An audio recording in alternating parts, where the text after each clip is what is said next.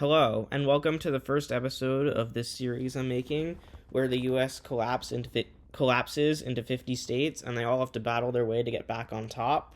Before we start, I'm going to tell you should throw away any preconceived notions you may have about which states would ally with or attack which other states, because we're going to be leaving that up to chance. However, we are not going to be leaving up to chance who wins each battle. I'm going to decide the winner of each battle in a narrative way based on which state I actually think would win in a war. So California is stronger than Nevada, Arizona, and Oregon, for example, and Texas is stronger than New Mexico, Oklahoma, Louisiana, and Arkansas. Just for an example. Also, sometimes states will accept limited defeats if it means that they can live to be there another day. So let's look at the random chance that we will leave the invasions up to, and then I'll start. So, as you can see here, we have the state wheel. It's got all 50 states' abbreviations on it. DC, we'll just assume, was annexed at some point into Maryland, because that's what I did on the map. And so, yeah, I'm just going to start. We're going to spin the state wheel. So it landed on Illinois, which means Illinois is going to be doing something. And Illinois will be invading another state. So here I have the wheel of cardinal directions. So I'll spin this. And they will be attacking their neighbor to the southwest. So that seems to be Missouri. So we have Illinois, and they are attacking Missouri. So let's see how this battle goes. Illinois will first get all of their troops on their border with Missouri. And all of the states, this is probably, we're assuming this happens like after the country collapses. So a lot of the other states are worried about states invading each other, and they might be a little bit upset with Illinois already, just for the fact that they're willing to invade another state. But Illinois will slowly move its troops across the border into Missouri.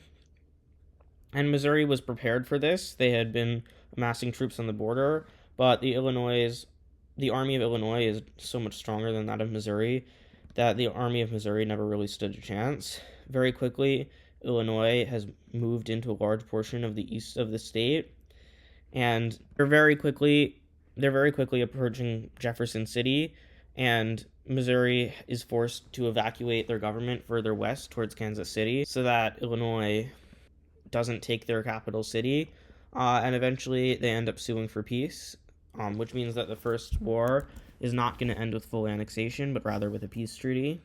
So let's see what that looks like.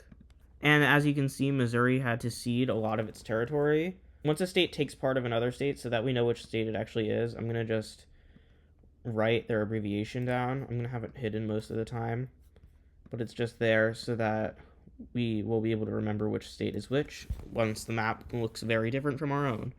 Let's do another event. Okay, New Hampshire will be invading another state to their east. So the state to the east of New Hampshire is Maine. So it seems New Hampshire will be attempting to invade Maine. So this is completely out of the ordinary, and no one expects this to happen, but troops from New Hampshire line up on the border with Maine and prepare for an invasion. The government of Maine was not expecting this because obviously New Hampshire is bigger than them, so why would they try invading into them?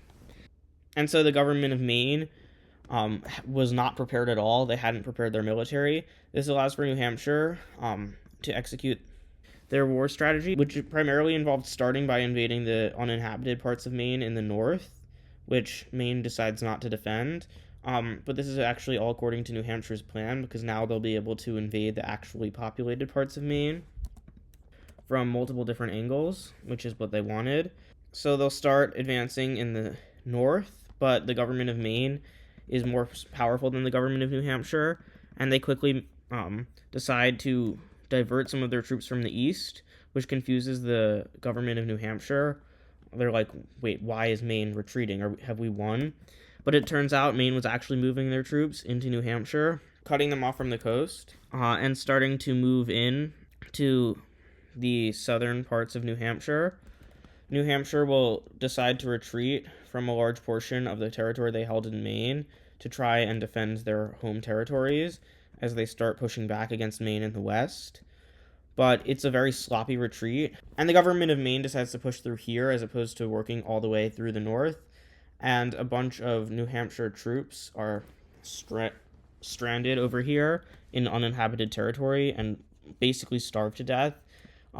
It's actually unpopular that Maine is doing this because it's kind of like war crimes, but it does allow for New Hampshire's troops to be pushed back as they start being pushed back from the north. And New Hampshire is forced to surrender, but not before Maine captures all of their state and evicts all of these guys from their state. And this time, Maine decides to fully annex New Hampshire into their borders as punishment for New Hampshire's invasion. Let's do another event. This time, Colorado will be invading another state, the state to their south. That is New Mexico. So by this point, all of the states are realizing that states being invaded is a thing that's going to happen from now on. But that doesn't stop Colorado from being able to invade into New Mexico, as even with all of New Mexico's forces on their northern border, they still wouldn't be strong enough, and New Mexico is even weaker than they would be if they were just facing Colorado, because because they know Texas has been eyeing them for a while, which means that they're not caught by surprise when Colorado invades into them, but they are just unable to do anything. Colorado starts by invading into their western portion, which is more deserted and therefore easier to invade into. And New Mexico makes the intelligent decision that if they continue the war, they think that, and they're probably correct about this, Texas will want to invade into them. And so they decide to surrender to Colorado pretty early on. So let's see what this peace treaty looks like. And this is the result of the peace treaty. If you're wondering what the border looks like, it doesn't really matter. It's not following a geographical feature, but let's just say it's a certain range out from what the line of control was when the peace treaty was being negotiated. New Mexico is lucky to have come out alive, though. This time, Connecticut will be making an alliance, and their alliance will be with Tennessee. We're going to show alliances by coloring in the states. So the first alliance will be the Pink Alliance, and it's between Connecticut and Tennessee. Next up, Missouri will be invading to their southwest. So Missouri has recently lost a war to Illinois, and they realize that they're going to continue, that if the only way to defend themselves against Illinois is to make themselves stronger, perhaps by invading into another state. So they set their sights on the only state that borders them that is weaker than them, which is, of course, Oklahoma. And they will begin an invasion into Oklahoma across their short border. Before they begin this invasion, they inform both Kansas and Arkansas of their invasion, and both approve of the invasion and even start invading on their own, joining in with Missouri on this war. And this is a great help for Missouri, but it also kind of undermines their goal, because now they know that Arkansas and Kansas will also demand territorial concessions. The one state that isn't doing anything, at least for now, is Texas. Texas is aware that they are probably the most powerful or second most powerful state in the Union, and that if they raised suspicions by invading into another state, they could easily get the entire country to declare war on them. So they're going to stay silent for now and just allow Oklahoma to be invaded. Oklahoma will struggle hard, but unfortunately, they are just no match for the combined might of 2.5 states. Their panhandle, where no one lives, is easily taken, and their government will attempt to surrender. And while Arkansas will acknowledge their surrender, Kansas and Missouri do not, and they manage to destroy the entire state by occupying the entire thing. Let's see what this peace treaty looks like. And this is what Oklahoma's division will look like. Arkansas is immediately bitter that the other two states kept destroying Oklahoma after they had signed peace, and therefore they got the smallest piece of the pie, even though Missouri actually did the least work. And Missouri is upset that Kansas didn't give them more territory, so already the coalition has lost all good faith with each other, which will therefore allow me to continue doing everything at random. So with that, let's continue. This time Colorado will be going again, and they will be making an alliance with Georgia.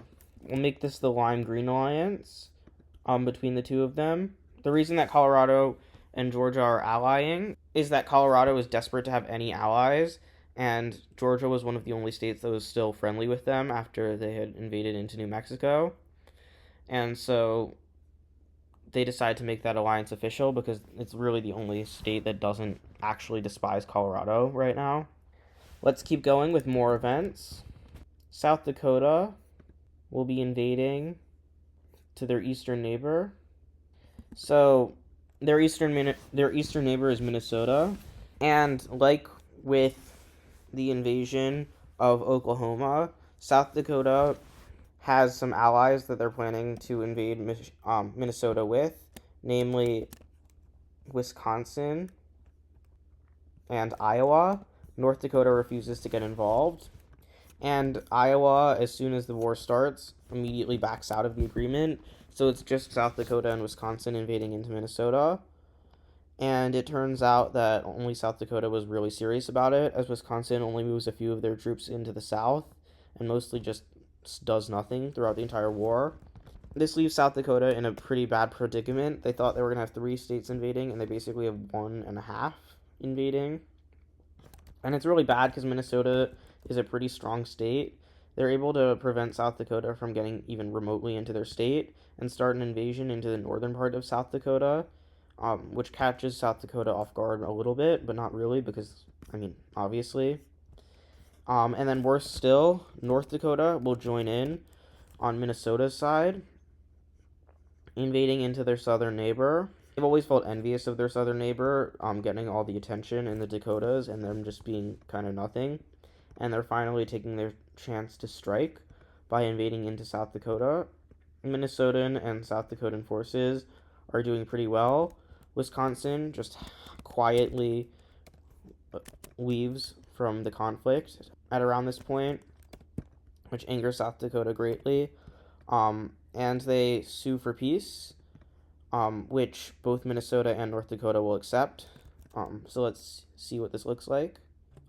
So this is North Dakota, this is Minnesota, and this is South Dakota.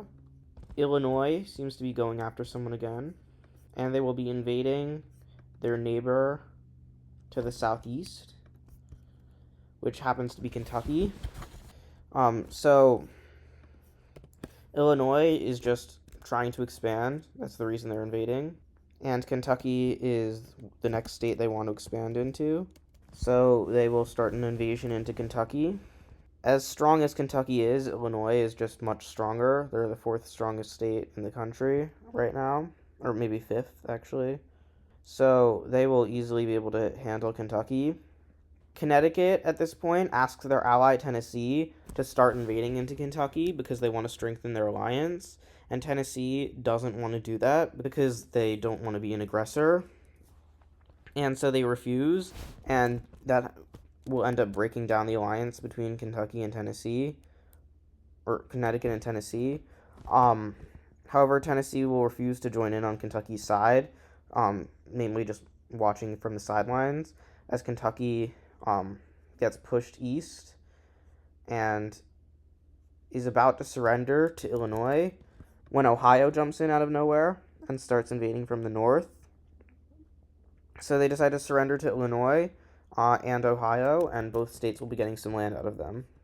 So this is the result of the invasion of Kentucky. Ohio only got a little bit of land because they didn't really have much to begin with, and Illinois got a whole bunch of land in the west of Kentucky using a straight line border to divide them.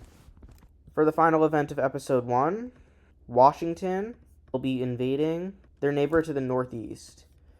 So Washington doesn't have a neighbor to the northeast, but I think it's safe to assume that if they were trying to do so, they would probably invade into Idaho. You can see how that is kind of the neighbor to the northeast. So this is what the war looks like. Washington is just doing this because of greedy land expansion. That's really it. They don't even want all of Idaho. They just want to be able to connect up to Montana. And so they send an ultimatum to Idaho, saying that much, and Idaho rejects the ultimatum, which not only makes Washington need to invade Idaho, but also gives them justification in their own eyes for the war. So right away, this panhandle is basically doomed, as Washington just has way more troops than Idaho, as well as better technology. And any armies Idaho can muster, Washington can just destroy them with floods of troops and drones and whatever other tech they have.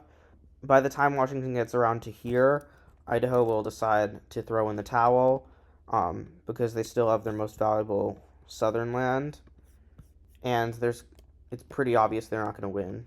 So let's see what this looks like. And Washington makes it a point that they will take a little bit more territory than they had originally demanded from Idaho, specifically going to the exact front lines of the war at the time that the ceasefire, which eventually led into peace, happened, just to show all the other states around them, of which they are the strongest, that you shouldn't mess with Washington, which automatically gives them a horrible reputation among the other states. But with that, I'm going to end episode 1 of this series here. I hope you enjoyed it, and we're going to keep going until there's only one state left. As you can see, the map has already been altered permanently, but it's still fairly recognizable as the actual borders of the U.S., which I don't know if it will be by the end of the series. Well, by the end of the series, it will just be one state, but I mean, like, shortly before the end of the series. So with that, thank you for watching. Make sure to like, comment, and subscribe. And thank you for watching, and I'll see you next time.